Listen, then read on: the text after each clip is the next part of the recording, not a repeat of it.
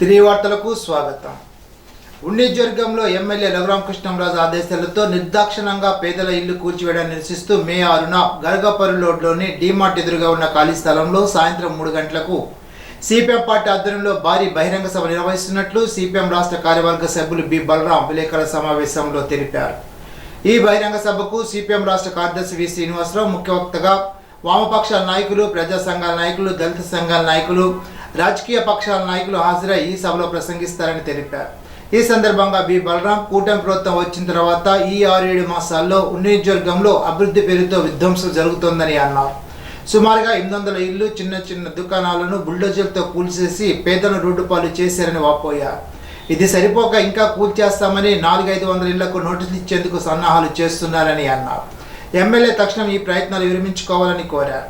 పేదలను రోడ్ల పాలు చేయడం కాదు, ఆదుకోవాలని అన్నారు. 6వ తేదీన జరిగే బహిరంగ సభకు ప్రజలు, బాధితులు పెద్ద ఎత్తున తరలి రావాలని, జరిగే దుర్మార్గాన్ని, అన్యాయాన్ని ఖండించాలని బలరాం కోరారు. కార్యక్రమంలో జిల్లా కార్యదర్శి జేఎన్వి గోపాలన్, జిల్లా కార్యవర్గ సభ్యులు బి వాసుదేవరావు తదితరులు పాల్గొన్నారు. ఆదివారం పాలకొల్లు మండలం అగర్తిపాలెంలో జిల్లా joint collector T Ramakumar Reddy పర్యటించారు. అకాల వర్షాల కారణంగా కళ్ళాల్లో తడిచిన ధాన్యాన్ని పరిశీలించారు. తడిచిన ధాన్యాన్ని కొనుగోలు చేసేందుకు అన్ని చర్యలు తీసుకుంటామని, రైతులు ఆందోళన చెందవలసిన అవసరం లేదని అన్నారు. రైతులు తడి, పొడి ధాన్యాన్ని వేరు చేసి రైతు సేవా కేంద్రాల ద్వారా విక్రయించుకోవాలని అన్నారు. మిల్లర్లు తడిసిన ధాన్యాన్ని సేకరించి రైతులను ఆదుకోవాలని సూచించారు. దీనికి మిల్లర్లు అందరూ సహకరిస్తామని అన్నారని తెలిపారు. రైతులు ఎటువంటి ఆందోళన చెందకుండా రైతులు పండించిన ధాన్యాన్ని సమీపంలో ఉన్న రైతు సేవా కేంద్రం ద్వారా అమ్ముకోవాలని అన్నారు. రైతులకు ఎటువంటి ఇబ్బందులు కలగకుండా గోనె సంచులు అందుబాటులో ఉంచాలని అన్నారు. వాహనాలను, హమాలీలను సిద్ధంగా ఉంచాలని ఆదేశించారు. ఈ కార్యక్రమంలో RDO Dasiraju, AMO K Rajasekhar, విఆర్ఓలు, విఏఓలు, రైతులు తదితరులు పాల్గొన్నారు. ఇప్పుడు తూర్పుగోదావరి జిల్లా వార్తలు.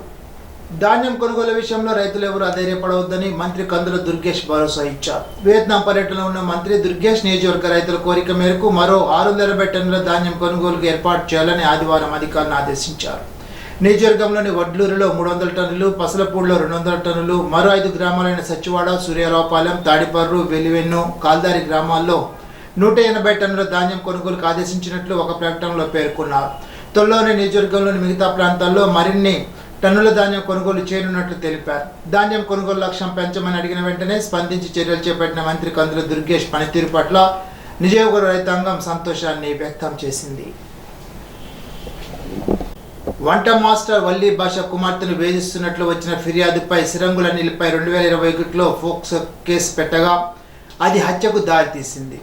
ఫోక్సో కేసులో రాజీకి రావాలని భాషను ఎన్నిసార్లు కోరినా అది జరగకపోవడంతో వల్లి భాషను అనిల్ నరికి చంపినట్లు పోలీసులు తెలిపారు. నిడదవోలు పోలీసులు కేసు నమోదు చేసి దర్యాప్తు చేస్తున్నారు. మృతదేహాన్ని పోస్టుమార్టం నిమిత్తం ప్రభుత్వ ఆసుపత్రికి తరలించారు. ఉదయం సుమారు 5-5:15 మధ్యలో నిడదవోలు పట్టణం చింతచెట్టువారి వీధిలో ఈ షేక్ వల్లీ భాష అనే అతను తను లేచి రెగ్యులర్గా తన షాప్ తీసుకోవడానికి కిందకి వస్తే సిరంగుల అనిల్ కుమార్ అనే అతన్ని కత్తితో నరికి చంపడం జరిగింది. ఇతను గతంలోని ఎవరైతే అనుమానిత వ్యక్తి ఉన్నాడో గతంలో షేక్ వల్లీ భాష గారు కంప్లైంట్గా ఉన్న ఒక పోక్సో కేసులో వాళ్ళ అమ్మాయిని నడిపించాడన్న పోక్సో కేసులో ఈ సిరంగుల అనిల్ కుమార్ అనే అతను ముద్దాయి. ప్రజెంట్ ఈ కేసు ఏలూరు కోర్టులో విచారణ దశలో ఉంది. ట్రయల్ ఇంకా ఫిక్స్ కాలేదు, ఫిక్సేషన్లో ఉంది. సో ఈ కేసులో రాజీ అవ్వమని ఇతనితో ముద్దాయి ఫిర్యాదుతో చనిపోయిన వ్యక్తితో అడుగుతున్నాడు. ఆ విషయంలో రాజీ కాలేదని చెప్పి అతను మనసులో ఖర్చు పెట్టుకుని చంపుతున్నట్టు ప్రాథమికంగా ఇదే తెలిసింది. ఇంకా కేసు దర్యాప్తు జరగాలి. క్లూస్ టీమ్ వస్తుంది. కేసు దర్యాప్తు చేసి as per facts case investigation చేస్తాం. నిందితుడు ఎక్కడ ఉన్నారు సార్? నిందితుడు ఎవరో దొరికారు? పట్టుకోవాలి, నిందితుడిని చేయాలి. తూర్పుగోదావరి జిల్లాలోని 8 పరీక్షా కేంద్రాల్లో 2760 మంది విద్యార్థులు నీటి పరీక్షల కోసం దరఖాస్తు చేసుకోవడం జరిగిందని, అందులో 2690 మంది విద్యార్థులు పరీక్షలు హాజరు కావడం జరిగిందని, 70 మంది గైర్ హాజరైనట్లు కలెక్టర్ పి ప్రశాంతి పేర్కొన్నారు. ఆదివారం రాజమహేంద్రవరం పరిధిలో ఓఎన్జీసీ బేస్ కాంప్లెక్స్, ఆర్ట్స్ కళాశాల పరీక్షా కేంద్రాలను కలెక్టర్ తనిఖీ చేశారు. ఈ సందర్భంగా జిల్లా కలెక్టర్ పి ప్రశాంతి అక్కడ విధుల్లో ఉన్న అధికారులకు, ఇన్విజిలేటర్లు, ఇతర సమన్వయ అధికారులకు పలు సూచనలు చేశారు. జిల్లాలో 8 పరీక్షా కేంద్రాల్లో నీట్ ఎగ్జామ్స్ ప్రశాంతంగా ప్రారంభమయ్యాయని కలెక్టర్ తెలిపారు.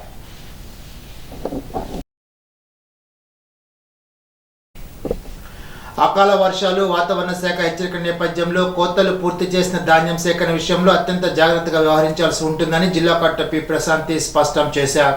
ఆదివారం జిల్లా డివిజన్ మండల స్థాయి అధికారులతో రబీ సీజన్ ధాన్యం కొనుగోలుపై టెలికాన్ఫరెన్స్ నిర్వహించారు. స్థానికంగా నీట్ పరీక్షల కేంద్రాలను తనిఖీ చేసే క్రమంలో క్షేత్రస్థాయి అధికారులకు సిబ్బందితో టెలికాన్ఫరెన్స్ నిర్వహించారు. ఈ సందర్భంగా జిల్లా కలెక్టర్ పి ప్రశాంతి మాట్లాడుతూ జిల్లాలో 216 రైతు సేవా కేంద్రాల ద్వారా ప్రస్తుత రబీ సీజన్లో 2,50,000 మెట్రిక్ టన్నుల ధాన్య సేకరణ చేయాలనే లక్ష్యంతో ఇప్పటి వరకు 2,63,076 మెట్రిక్ టన్నుల ధాన్యం సేకరణ పూర్తి చేసి లక్ష్యాన్ని అధిగమించడం జరిగిందని అన్నారు. భగీరథుని జీవితం నుంచి మనం స్ఫూర్తి పొందాలని జిల్లా కలెక్టర్ పి ప్రశాంతి పిలుపునిచ్చారు. ఆదివారం కలెక్టరేట్లో భగీరథ మహర్షి జయంతి వేడుకల్లో పాల్గొని ఆయన చిత్రపటానికి పూలమాల వేసి ఘనంగా నివాళులర్పించారు. ఈ సందర్భంగా కలెక్టర్ పి ప్రశాంతి మాట్లాడుతూ దివి నుంచి భూమిని గంగకు తీసుకుని రావాలన్న భగీరథుని లక్ష్యం చిత్తశుద్ధి, కఠోర సాధన ద్వారానే సాధ్యమైందని చెప్పారు. భగీరథుని జీవితం నుంచి ప్రతి ఒక్కరూ స్ఫూర్తి పొందాలనే ఉద్దేశంతో ఆయన జయంతి వేడుకలను జరుపుకుంటున్నామని పేర్కొన్నారు. ఇప్పుడు ఏలూరు జిల్లా వార్తలు. వాతావరణ శాఖ ఏలూరులో జిల్లాలో భారీ వర్షాలు, ఈదురుగాల హెచ్చరిక జారీ చేసిన నేపథ్యంలో జిల్లా యంత్రాంగాన్ని జిల్లా కలెక్టర్ కె వెట్టి సెల్వి అప్రమత్తం చేశారు. భారీ వర్షాలు ప్రారంభం కాగానే కలెక్టరేట్కు చేరుకొని కలెక్టరేట్లోని కమాండ్ కంట్రోల్ సెంటర్లో వివిధ న్యూస్ ఛానల్స్ ప్రసారం అయ్యే ఏలూరు జిల్లాలోని భారీ వర్షాల కారణంగా చెట్లు, విద్యుత్ స్తంభాలు కూడడం వంటి అంశాన్ని పరిశీలించి వెంటనే తక్షణ చర్యలు తీసుకోవాలని సంబంధిత అధికారులకు సెల్ ఫోన్ ద్వారా ఆదేశాలు జారీ చేశారు. ఏలూరు నగరం, భీమడోలు మండలం గుండుగోలను, ద్వారకా తిరుమల, జంగారెడ్డిగూడెం, చింతలపూడి, నూజివీడు తదితర ప్రాంతాల్లో చెట్లు కూలి ట్రాఫిక్ ఆటంకంగా ఉందని, విద్యుత్ స్తంభాలు పడిపోవడంతో విద్యుత్ సరఫరాకు ఆటంకం కలిగిందని వచ్చిన అంశాలపై కలెక్టర్ వెంటనే స్పందించారు. సంబంధిత శాఖల అధికారులకు వెంటనే సెల్ ఫోన్ ద్వారా ఫోన్ చేసి జేసీబీల సాయంతో చెట్లను తొలగించి ట్రాఫిక్ ఎటువంటి ఆటంకం కలగకుండా చూడాలని, విద్యుత్ స్తంభాలకు పునరుద్ధరించి విద్యుత్ సరఫరా జరిగేలాగా చూడాలని అధికారులను ఆదేశించారు. అధికారులు కూడా మీడియా గ్రూపుల్లో వచ్చే అంశాలను పరిగణలోకి తీసుకొని తక్షణమే స్పందించి క్షేత్రస్థాయి అధికారులతో సమన్వయం చేసుకొని చర్యలు తీసుకోవాలని కలెక్టర్ అధికారులను ఆదేశించారు. మా ధాన్యం కొనుగోలు చేయండి, లారీల్లో లోడ్ చేసిన ధాన్యం మిల్లులకు పంపండి, ధాన్యం కొనుగోలు టార్గెట్లను పెంచండి, మాకు గోనె సంచులు ఇవ్వండి అంటూ ఆంధ్రప్రదేశ్ రైతు సంఘ ఆధ్వర్యంలో బొమ్మిడి సొసైటీ వద్ద ఆదివారం రైతులు, కౌలు రైతులు ధర్నా నిర్వహించారు. లారీలో లోడ్ చేసిన ధాన్యం గత 3 రోజులుగా టార్గెట్లు లేవనే పేరుతో మిల్లులకు తరలించకపోవడంతో అన్నదాతల ఆగ్రహం వ్యక్తం చేస్తూ లారీల వద్ద బైఠాయించి నిరసన వ్యక్తం చేశారు.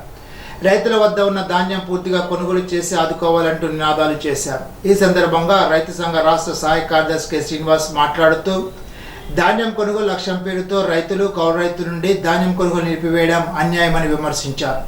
జిల్లాలో రబీలో 4 లక్షల మెట్రిక్ టన్నుల ధాన్యం ఉత్పత్తి అంచనా కాగా 2,20,000 టన్నుల ధాన్యం మాత్రమే కొనుగోలు చేసి ప్రభుత్వం చేతులెత్తేయడం తగదని అన్నారు.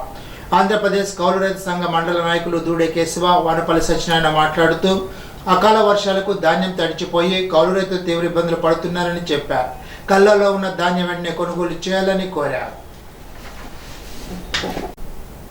అకాల వర్షంతో ఇబ్బందులు పడుతున్నాం, మా ధాన్యం వెంటనే కొనుగోలు చేయండి మహాప్రభు అంటూ ఏలూరు రూరల్ మండలం మల్కాపురం రైతు సేవా కేంద్రం వద్ద ఆంధ్రప్రదేశ్ రైతు సంఘ ఆధ్వర్యంలో రైతులు, కౌలు రైతులు ఆదివారం ధర్నా నిర్వహించారు. మా ధాన్యం ప్రభుత్వం కొరాలంటూ నినాదాలు చేశారు. రైతు సంఘ నాయకులు బరకాలు కప్పి ఉన్న ధాన్యం బస్తాలను, ధాన్యాన్ని పరిశీలించారు. అకాల వర్షంతో బరకాలపై పడి ఉన్న నీళ్లను తోడి నిరసన వ్యక్తం చేశారు. ఈ సందర్భంగా ఆంధ్రప్రదేశ్ రైతు సంఘ జిల్లా కార్యదర్శి కె శ్రీనివాస్ మాట్లాడుతూ ఒక మల్కాపురం రైతు సేవా కేంద్ర పరిధిలో 1,500 మెట్రిక్ టన్నుల ధాన్యం వరకు కళ్ళల్లో ఉండిపోయిందని అన్నారు. కొనుగోలు లక్ష్యం పూర్తయిందని, ధాన్యం కొనుగోలు నిలిపివేయడంతో రైతులు, కౌలు రైతులు తీవ్ర ఇబ్బందులు పడుతున్నారని ఆవేదన వ్యక్తం చేశారు. ఈనాటి బంగారు మాట. జీవితంలో వైఫల్యాలు తప్పనిసరి, వాటి నుంచి నేర్చుకునే గుణపాఠాలే మనల్ని ఉన్నతులు చేస్తాయి. సిసిరో. ఈ వార్తలు ఇంతటితో సమాప్తం. తిరిగి బిజినెస్లో కలుసుకుందాం. అంతవరకు సెలవు. నమస్కారం.